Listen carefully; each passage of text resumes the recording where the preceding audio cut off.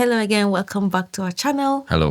Hope everyone's doing good. We're back with another reaction. Today we're going to be checking out the kidnapped of SAS officers. So without further talking, let's dive right into it.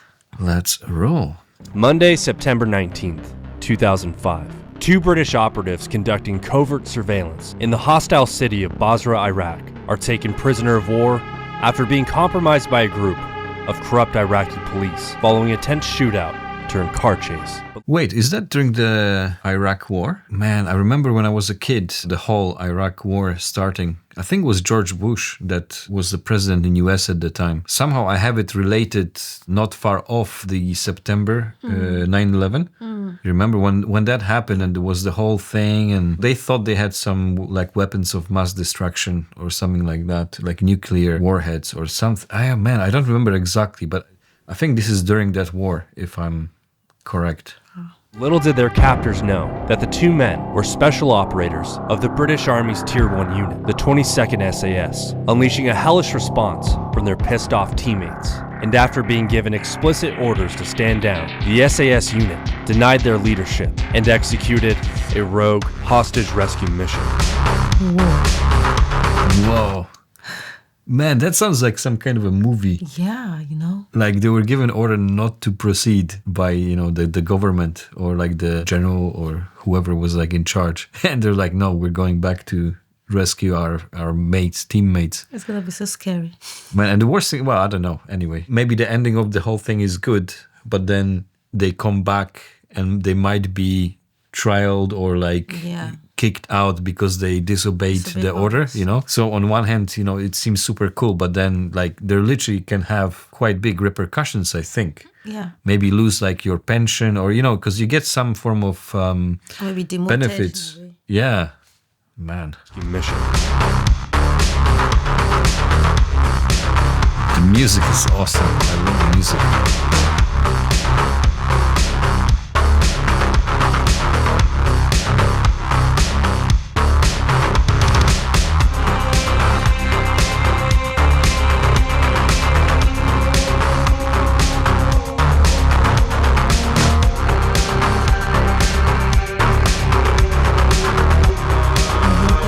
Rescue of 2005. 2 years following the invasion of Iraq, and 1 year despite the capture of Saddam Hussein, in 2005, Iraq was becoming as hostile as ever, and the small southern city of Basra was no exception. As September 5th of that same year, 2 British soldiers would be killed in Basra by a roadside IED, and only 2 days later, on September 7th, 16 Basra civilians would perish following a car bomb. Given this cluster of violence, US and coalition forces began to zero in on Basra and quickly learned the city was run by an incompetent and corrupt police chief linked to the Mahdi terror cell, who British SBS and SRR commandos targeted during a critical counterinsurgency campaign. This police chief was a crucial link for the notorious British intelligence agency, MI6, who quickly chartered a mission dubbed Operation Hathor, of which they assigned 2 special operators from the Tier 1 unit, I think that was the MI5, 22nd maybe SAS, MI6. the British But that's equivalent near Big Ben. of Delta Force. Their objective, to keep eyes and ears on the police chief within the city of Basra. These special operators, Campbell and Griffith, were to dress in native garbs and fully embed themselves within the city. Their mission was to gather intelligence and perform a wreck by tailing the chief and his officers while operating an inconspicuous.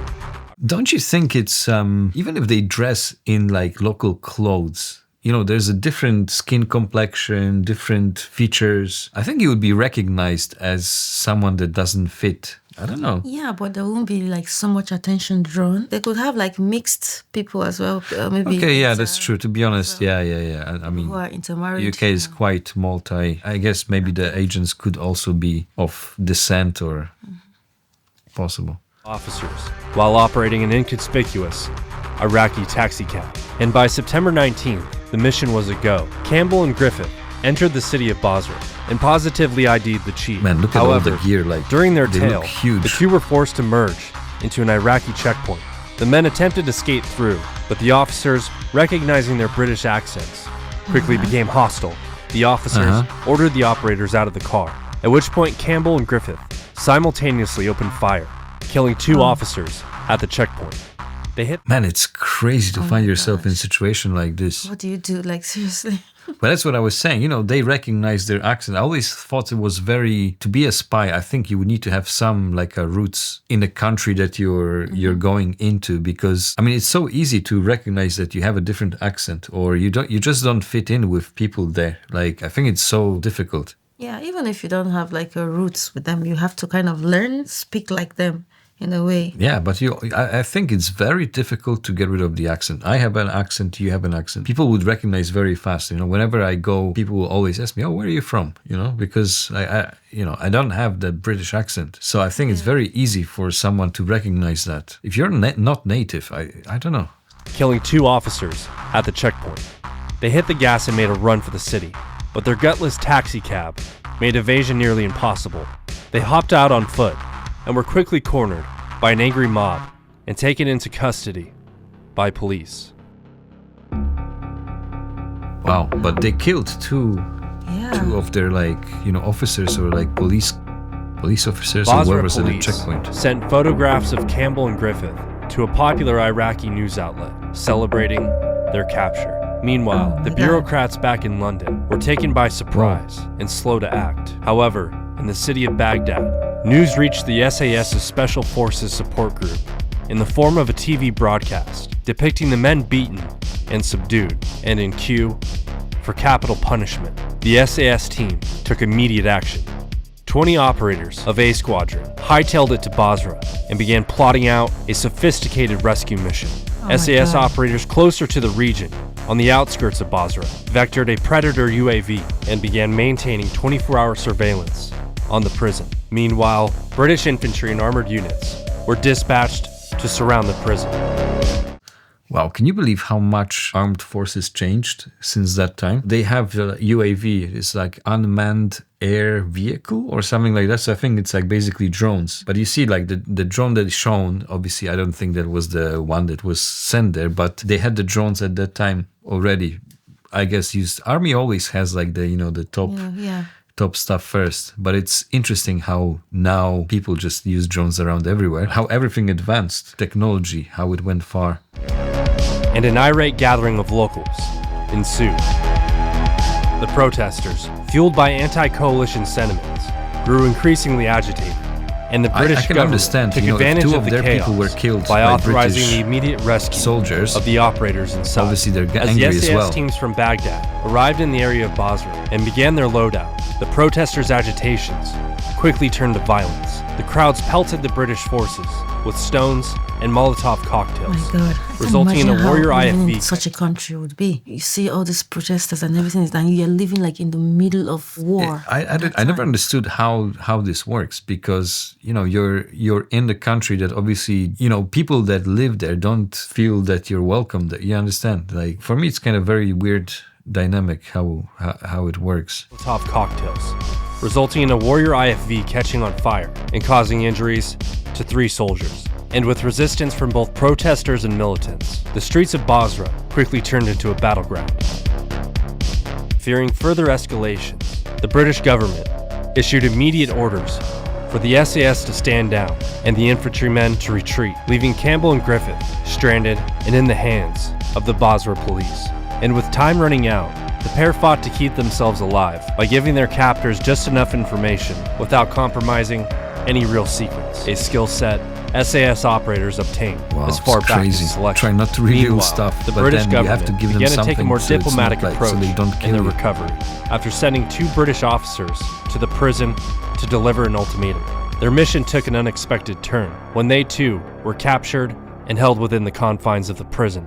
Jeez. And to make matters worse, simultaneously, the Iraqi police opted to hand over Campbell and Griffiths to the Iraqi militia. They were disguised once again in local garbs and then placed in the trunk of a police car destined for a nearby safe house. Unbeknownst to the Iraqi authorities, the UAV overhead tracked the relocation, concerned that their fellow operators might face execution at the hands of the Iraqi militia. The SAS, against explicit orders to stand down, defied their commander and decided to take matters into their own hands.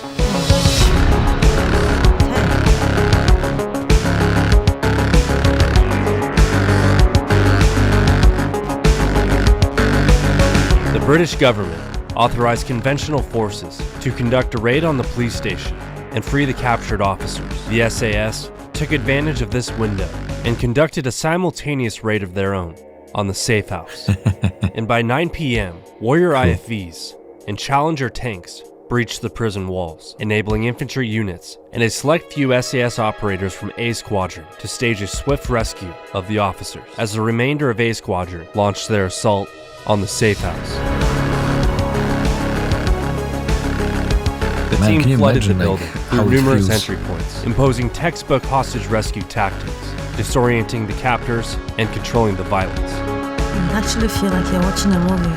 As they This looks crazy, like you go somewhere you don't have an idea, or like during the night you don't have the whole knowledge of the place, how it's laid out inside. Going into a place unknown, you don't even know what you're going into. Like, as they made their way through the compound, Campbell and Griffiths were nowhere in sight, leading the team to fear that the pair were moved once again. However, a further sweep into the compound revealed Campbell and Griffith handcuffed in a bathroom and still alive. Wow. So there was no one there? yeah. Or it kind of sounded like they just went in and there was no one there, they just found them. But maybe, I don't know, maybe there was some The team exchange provided of medical fire. attention and extracted the men from the compound. By all accounts, the mission unfolded seamlessly and without a hitch, including the infantry assault and rescue of the British officers within the Basra prison. Eyewitness reports claimed over 150 prisoners escaped during the assault, many of whom were falsely imprisoned. Wow. Calls were made for a thorough investigation into both Griffith and Campbell's capture and the subsequent events which followed. The Ministry of Defense initially attempted to deny that the unauthorized rescue mission ever took place, but later retroactively sanctioned the mission, arguably due to its success. Oh, sanctioned, so they agreed. 1 year later, on December 25th of 2006, as part of Operation Sinbad, British troops from the 1st Battalion, the Staffordshire Regiment, raided the Basra police station once again, killing 7 armed Shia militants and freeing 127 prisoners, illegally detained and on the path to execution. They then demolished the prison entirely. In the end, the SAS stayed true to and exemplified their motto. Is that their motto? Who dares wins? Well, it was like I was watching a movie, and I just cannot imagine being. First of all, I would like to really appreciate all these military officers, the ones that go out there, to fight. And I just can't imagine what they go through. Like, can you imagine the thoughts you have when you're going in to rescue someone that is in a country you don't know, and you know how violent it can be over there when you're caught? I just don't know. I put myself in their shoes or position, and you put yourself in that situation in a way you understand the risk. It's a crazy one, very, very crazy one. But I think I saw a video about Saddam Hussein, obviously with that whole war and all that, how ruthless he was actually, and I think his sons. The stories were quite crazy. So like he was trying to get rid of his political opponents by force, basically, executions and stuff like that. It was just insane to watch. So when they were saying that they freed the prisoners that were jailed falsely, and then for the officers who actually didn't take orders from the authority and decided to go in, also they got so much. They were really brave. They didn't really care what the consequences was going to be, as long as they got out there. Okay, I think what might have even prompted them more to do it, because they sent 2 other people there, and they there will be 2. There like 4 of them there already. You can imagine that. And so they just, I guess, we just have to rescue them. They're like 4 people without any. And I'm sure there's like a brotherhood or like friendship between them. So it's more of, we cannot leave these guys behind. One for all for one, in the kind of way, like, we have to do it. We'll take the blame, we'll take the consequences when we go back home, or answer to take any punishment if there is going to be. But at least towards the end, there was none. They kind of accepted. And so. This could make, some kind of like a movie write a script Yeah. that goes around that kind of idea. Actually, to be honest, I think there are quite a few movies where you have kind of similar situation where the army people go against the orders and go on with a rescue mission or something like that. So win-win. You rescue other prisoners who were taken forcefully, and you also rescue your people as well. And no one actually got hurt, according to what it said, because they went in smoothly. I don't know. Yeah, they haven't mentioned anything Yeah. about, or maybe I missed it, but I didn't think there was like Anyone when they infiltrated that safe house or whatever it was. I don't think they mentioned anything about like fire or exchange of. There wasn't any mention. So I don't know if they were just there and no one was waiting for execution. Yeah, I think that was what it's crazy how they just execute people. Like, it's just how do you just do it like you're doing it to animals? It's not just nice at all. Thank you all so much for watching. We'll see you in our next video. Bye. See ya.